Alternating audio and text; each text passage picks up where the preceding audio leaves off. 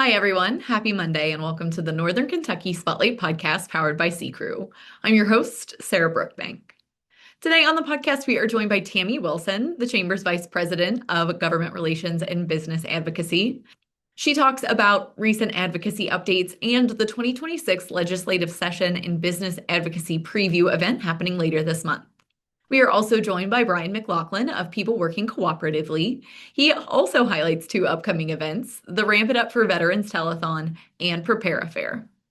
Thank you to our podcast sponsors, C Crew, Google and Amazon advertising experts, and Schneller Knockelman. Like I said, Tami will be on the podcast shortly to highlight more about the 2026 legislative session and business advocacy preview, but I'm going to plug it right now as well. Join us on Tuesday, November 11th for a discussion with Kentucky Representative David Mead and State Senator Amanda Mays Beldrose, who will share insights on initiatives shaping Northern Kentucky's future. This is a can't-miss event. You can register now at nkychamber.com/events and stay tuned for more information about that event. Now, let's go hear from our sponsors, meet our members of the week, and I'll be back with this week's guests. Ranking on Google Search and Maps is easy to understand, but hard to do. It requires constant effort and attention, uploading new photos, responding to Google reviews, writing weekly posts, and checking suggested updates. Google listing optimization takes experience and time, and there are no shortcuts. C Crew gives your Google My Business account the steady, consistent attention it needs to be effective, optimizing, updating, and expanding critical content every single week. From local retail stores to large regional networks, C Crew generates content, establishes benchmarks, and creates dramatic, measurable increases in engagement. So what can C Crew do for your business? More calls, more clicks, more clients.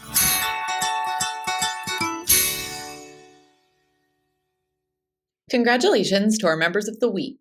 You can learn more about these businesses by following the Northern Kentucky Chamber on social media, where we'll highlight one of these businesses each day. Now, let's meet our members of the week. Carl Zeiss Vision is the global leader in innovative eyeglass lens technology dedicated to helping people see the world. Wildly Rising is a leadership development and executive coaching firm dedicated to helping leaders and organizations rise to their next level of impact. Beatrice Insurance Agency is an independent insurance agency specializing in employee benefits, individual health insurance, and Medicare. Writing Enhancement Services protects the professional image and expertise of their client through written word. Cardinal Engineering Corporation is a full-service civil environmental engineering and land surveying firm that has been serving the tri-state area since 1968. Hi, everyone. Today on the podcast, I am joined by Brian McLaughlin of People Working Cooperatively. Brian, welcome to the podcast. Hey, thanks for having me. It is exciting to have you on. PWC has been working in and around the greater Cincinnati area for 50 years. You guys are celebrating your anniversary this year. Tell us a little bit about your organization. Yeah, so we turned 50 on Valentine's Day, which is exciting, and obviously the way you want to celebrate that day. But no, it's been great. It's been a great year. We've been celebrating our 50th anniversary in various ways throughout the year, and essentially what our goal is as an organization is to provide low-income seniors and folks with disabilities with critical home repairs to help them remain safely living in their homes. So that could look like something like furnace goes out in the middle of winter and you need somebody to call to get the heat back on, or there's a leak in your roof and it's raining on your head and you need somebody to come and patch the roof for you. We also provide modifications for mobility. So as people's situations change as they age, or maybe they have a medical condition, living in their home looks a little bit different for them. So we try to provide modifications to make it easier and safer for people to remain living in their homes. That could be something like a grab bar, just to help with not falling at the bathtub or the toilet, or it could be something bigger, like putting in a stair lift for somebody who can't do stairs and is in a chair all the time now. And then lastly, we do weatherization services, which are aimed at trying to keep people, comfortable in their homes, reduce their utility usage, reduce their utility bills, make their homes a little more affordable and comfortable for them to live in as well. Yeah, and those are all really essential services as we talk about keeping people safe and staying in their homes. That's obviously a huge part of what you guys do. Absolutely, yeah. Yeah. And so one of the things, you guys have two big events coming up this fall. It sounds like you guys are very busy. The first one coming up on Veterans Day is Ramp It Up for Veterans. Tell us a little bit about this event. Yeah, so we've been doing this for the past several years. It's been a great event for us. Obviously, a lot of folks that need some extra help are our military families and veterans. So, sometimes those injuries and things like that could be a result of their service, or it could be just medical issues in the future after their service is over. Or we serve a lot of households of veterans, so maybe the veteran has passed away, but the spouse of the veteran is still alive and needs some additional help. So, the idea essentially being to make sure that we have resources to assist those people, especially when it comes to mobility issues. So, ramp it up. It's not just ramps, but a lot of those folks do need ramps or chairlifts, or again, a grab bar or a handrail, just any kind of modification that makes living in their home a little bit safer for them. So, yeah, we're looking forward to doing that again and raising some money. We have an anonymous donor that has offered $100,000 matching grant. So if we raise $100,000, we'll get $100,000 matched, which would be fantastic, because we do have a really serious need, not only in the tri-state area, but just in general in this country for that. So we're excited about that. And then Prepare Fair is also happening in November, which is our main day is November 15th for that event. But we do encourage teams to participate all throughout the year.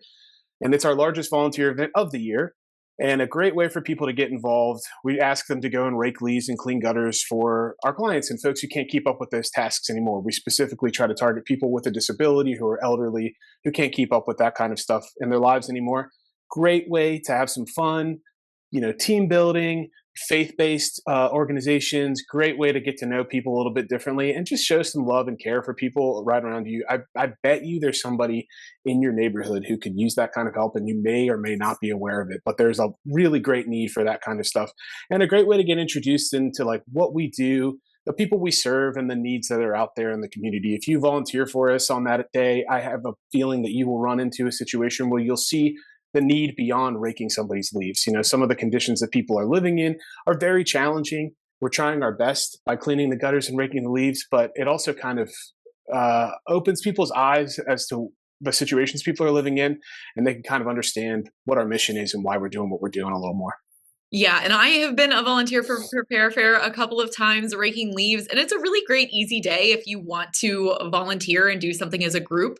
Obviously, the Scooter Media team has been out there a couple of times doing that, and that's one of our things that we look forward to every year. Yeah, and the weather's going to be great. I can guarantee it. So it's going to be awesome. Yeah, I've had a chilly morning or two, but we get some gloves. But so let's pivot back to the Ramp It Up for Veterans, because we didn't talk about how people can get involved and donate. Yeah. Tell us a little bit about, for Ramp It Up for Veterans, how people can call in, all the details they need to know about that. Yeah, so the telethon, we're going to be having it on Veterans Day, which is the 11th of November on WCPO from 4 to 8 p.m. So essentially, in between your regular programs, I don't know what wheel's on anymore, but you'll be seeing us popping up at commercial breaks. We're going to have some military veterans that are actually going to come in and answer those calls and take those calls live on the phone. So you can certainly call in during those hours, and you can make a donation to us, which would be great. Again, that will count as our Ramp It Up for Veterans campaign, which we do have a matching grant. So we would love for people to donate during that time. There are other ways to support us as well, though. You can do so on our website at pwchomorepairs.org. And while we are doing that one evening of Ramp It Up for Veteran, the telethon itself, we are always looking for donations when it comes to our veteran-specific projects, or just the things that we do in general. We're always looking for extra support to help us to make sure that we can serve more people. Right, exactly. And so for Prepare Fair, for businesses or organizations, faith-based organizations, for people that are interested in signing up, how can they find out more information for that? Yeah, so it's going to be a similar answer. Go to pwchomorepairs.org, but this time you're going to go to the events page and you're going to click on the Prepare Fair page, and you'll see my contact information there, and you can reach out to me directly. Or if you're ready to sign up, you can just sign up your team up online. There's a registration page that's live. Even a small group of 2 or 3 people can really make a difference. If it's one person's house that you're able to help with, that makes a huge impact for that person. So don't think that your team is too small or you don't have enough people to make it happen. You absolutely do. And if you want to volunteer as an individual, we would love to have you. We'll be taking walk-ons on the morning of the 15th here at PWC, 4612 Paddock Road, Cincinnati, Ohio, 45229. If you come around 8:30 or 9 o'clock that morning, we're going to pair you up with some other well-to-do individuals and send you out into a neighborhood nearby to rake leaves for a few hours. We will also be having a lunch from 12 to 2 that afternoon at PWC. We'll be having some Tex-Mex and some La Rosa's pizzas, and we're going to have a great time. Yeah, it's always a great event. I'm really looking forward to it this year. I am available to come this year. Last year, I had a wedding that I had to prepare a fair for. So, Brian, it has been absolutely wonderful to have you on the podcast. Before I let you go, is there anything else that people need to know about PWC, your work in the community, or how to get involved? Yeah, actually, I did miss one thing I wanted to cover is that we actually are going to be moving our campus next year. We're hoping for our new space to be occupied in June of 2026. We will be moving to Sharonville, so just a little bit north of where we are now, but it will be a great opportunity for us to serve more people in the northern areas of the tri-state, and we will continue to provide the services we do in the city of Cincinnati and in northern Kentucky. So if you would like to be a part of that and support us, you can visit our website at pwchomrepairs.org. There's plenty of ways for you to get involved. You can volunteer for Prepare Fair or for other events and other activities as well. You can become a donor. You can become a regular donor to us monthly if you would like to. There's other opportunities as well. We would love your support. Awesome. Well, Brian, thank you so much again for your time today. It was great to learn more about everything you guys are doing in the community. Yeah, thanks for having me. Hi, everyone. Today on the podcast, I am joined by Tami Wilson, our VP of Government Relations and Business Advocacy. Tami, welcome back. Oh, it's great to be back again. Yeah, we got some great things to talk about. I know. The end of the year is coming, the beginning of next year. The session's going to kick off again. Jump right in. We have a big event coming up here in the next week or so. Tell us about it. Yeah, I'm super excited about it. Come November 11th, we are hosting two great leaders from our state legislature. Speaker Pro Tem David Mead and Senator Amanda Mays Bledsoe. She's from the Central Kentucky area and is also Vice Chair of the Senate Appropriations and Revenue Committee. So we're looking forward to a great conversation with them. Yeah, that's a big one. So this event coming up is our 2026 Legislative Session and Business Advocacy Preview. It's a really great way for our members to kind of hear from people in Frankfort doing the work and get to know what the Chamber is doing for the upcoming year. And one of the things I think is really interesting, we have two legislators that are kind of outside of our Northern Kentucky caucus. So tell us what you're excited about and the kind of topics that we're going to talk about at this event. Yeah, a lot of folks wonder, there will be Northern Kentucky caucus members there. Several are confirmed for that. So there'll be a nice variety of folks in the room that evening. But it's an unusual year. Going into this budget year, we've got a lot of influence that's coming down from the federal government. Mm-hmm. So it'll be wonderful to hear kind of what's been going on in their minds about how to handle some of the impacts coming down from the federal government and some changes that have been implemented there and that are coming. Many of them have not been implemented yet. So to understand how they're looking at our state budget in light of all of that. So I think it's going to be a unique opportunity to get some insights on some of the conversations that are being had amongst leadership of both chambers, as well as, how that's going to impact some of the key issues that we have been working on and will continue to work on, things like critical infrastructure and that kind of thing. So, I think it'll be a unique opportunity to not just hear from some of our caucus members, but also just in the leadership, get inside that leadership room. Right. And so this is a really important event for our members. Talk a little bit about that. What kind of benefits are they going to see when they come to this event? Yeah, again, having that opportunity, the access to leaders that ordinarily Northern Kentucky is not new to either of these legislators, but to have them in the room, have that opportunity to have those conversations about some key things that are very, very important to Northern Kentucky, what we deem to be, we're one, if not the economic engine for the Commonwealth. Right. And they value us up here. And so it gives us an opportunity to have those one-on-one conversations about how do we maintain that? How do we keep that? How do we elevate Northern Kentucky? I mean, we send a great deal of tax revenue down to Frankfort, and they certainly want that to continue. So it's a unique kind of exclusive opportunity to be in the room with these leaders as well as some of our caucus members to talk about what things can happen in Frankfort that will benefit Northern Kentucky, and then at the end of the day, really benefit the entire state. Yeah, very beneficial for our members to attend. So like we said, that's Tuesday, November 11th. People can register at nkychamber.com frankfurt.org/events and get more information. And Tami, you have recently been in and around Frankfurt. You just recently were down testifying in front of the Housing Task Force. Tell us a little bit about what you did in your update and how that went. Yeah, that was fantastic. During the summer, again, I've always said this before, during the interim, that's really when the table gets set, going into the next session. And this summer was no exception. I ran into, at a legislative conference, Senator Robbie Mills, who happened to be one of the chairs of the Housing Task Force. This is the second year that the Housing Task Force has been implemented, which tells you a lot. We've got the attention of the legislature on this issue.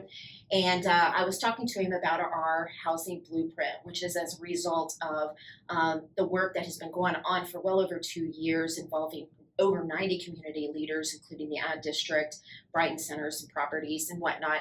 And I just shared a little bit about that. He asked me to send him the blueprint, which of course I did. I also sent it to Representative Susan Whitten, who is the other co-chair of the task force. And we just got an invitation to present. And it wasn't just me. I was fortunate enough to take some colleagues from the area down with me. Catalytic Fund was represented, as well as the Builders Industry Association of Northern Kentucky, Brian Miller. And we were given about 15 minutes to present some highlights of that blueprint. Yeah. It was very well received. I was thrilled with that, not just within the committee meeting itself, but after we got approached with a lot of great questions. And so I really think we brought some innovative ideas down to Frankfurt for them. Hopefully, maybe they will adopt. The task force will meet again in November, later in November, with their recommendations. So we're very hopeful that our conversations, among many, they heard from several other people, but some of that work that we have been slaving over and really trying to make it impactful, excuse me, statement and set a path for some moving the needle on the housing issue, that hopefully they will adopt some of those. Yeah, hopefully, fingers crossed. We know that our partners over at Brighton Center and the Northern Kentucky Area Development District have really been a driving force behind this work. Though so many community partners, like you mentioned, over 90 people got together. We're doing that Home for All report that was released early in 2025. So for people that haven't looked at that, that is a really great resource for communities that are trying to have that conversation about how do we fix the housing shortage in Northern Kentucky. Yeah, it's a direct connection. We consistently hear from our members about the need for housing. It's a talent attraction and retention tool. Yeah. It's very, very much a strong facet. It's kind of like for our workforce, which again, we will be continuing to work on that. It's for the foreseeable future will be our focus. It's kind of like a three-legged stool. We've got the transportation, we have the housing piece, and just the talent attraction pipeline and how we can better that. Some exciting work. So that was a great opportunity for us to be able to share that with the rest of the state. Yeah, so we will be definitely keyed into that meeting in November and give our members updates when we hear that from the state. And so one of the other things that I want to chat about before I let you go today, legislative session, budget year kicks off, 2026. What type of things are you looking out for on the horizon right now, Tami? Yeah, again, it's going to be interesting. It is a budget year, and in light of the things that are occurring at the federal level, the conversations I've already had with legislators is it's going to be a very unique and interesting one in light of the demands that are coming down to the state and how that looks. And so they're really kind of keeping quiet about it. The consistent message of there's not a lot of money to be shared out. There's some truth to that for sure, because from the federal government, there's more demands being placed on the states to pay for things, Medicaid and a variety of other things. So I think they're going to be very conscientious about how they spend our tax dollars. They have done a really good job in years past of being very pro-growth, pro-business, which is all the things that we've advocated for and will continue to do over the years. But it will be interesting. And I think some of the insights that Speaker Meade and Senator Bledsoe will share with us will kind of hopefully tip the hand a bit on, what are going to be their priorities. Right. And hopefully they align with ours. Yeah. And, that's what we're going to work for. Yeah, well, that's great. And then, Tami, before I let you go, for people that are really interested in things happening in Frankfurt and knowing more about it, our day in Frankfurt for next year is set. Tell us a little bit about when that's happening. Yeah, it'll be in February. This is a long session, so they probably will not go sunny die until I believe April 15th is in 2026 is the date. So it's going to be a long slog of work. I'm looking forward to it. Exciting. Budget years are always really exciting. But to have that day, we fill a bus full of our members who are interested in advocacy and the key issues that we are working on. It is February 3rd, 2026. The twist to it all is that the Capitol, many of you are probably aware, is under renovation. Mm-hmm. For the next 5 years, that's going to be the case. So I'm coming up with some innovative, creative ways for us to really have value-adding meetings with legislators and good debriefing sessions. So that should be live on our website here very, very soon, if not already, perhaps it is. But be looking for that. Get your ticket because we do have a maximum with the bus. And the space that we will be utilizing, we can only take a certain number. So get your tickets early. And so it'll be different. It'll look different this year, and it'll be great. Yeah, well, I'm looking forward to seeing everything that's happening in the advocacy space. Tami, thank you so much for all your work. And thank you for joining us on the podcast today. It's always great to be here, Sarah, anytime. And thank you all for tuning in. Chris Knockelman with Schneller Knockelman Plumbing, Heating, and Air. It's spring now, but before you know it, our ACs are working overtime. Dave, it's going to be warm soon. Right now is a good time to get the AC serviced, right? You can get your AC tuned up for only $59. So get your $59 tune-up at SKPHA.com. SKPHA. So if your plumbing and mechanical systems give you trouble, just remember our name, Schneller Knockelman. Northern Kentucky needs tailored solutions to address our housing shortage. Home for All, Northern Kentucky Housing Strategies, explores how we can retain young adults, help older residents downsize or age in place, and ensure new neighbors have housing options that fit their lives. Dive into the report at housingNKY.org. Welcome back, everyone. Thanks so much for tuning into today's episode of the podcast. I hope you enjoyed hearing a little bit from Tami and from Brian today. Like Tami and I talked about, the Business Advocacy Preview event is happening on Tuesday, November 11th. You can register now at nkychamber.com/events. And thank you so much to our podcast sponsors, C-Crew, Google and Amazon advertising experts, and Schneller Knockelman. Finally, if you are a member who would like to be featured on the podcast, or if you're someone who is interested in joining the Northern Kentucky Chamber, please reach out to Lynn Ablin. And our members that would like to share their workforce strategies and resources on the Talent Strategy Spotlight, you can reach out to Nancy Spivey. You can find their contact information on the screen if you are a viewer, and our listeners can find that at nkychamber.com at our staff directory. Thanks so much for tuning in. I'll talk to you guys next week.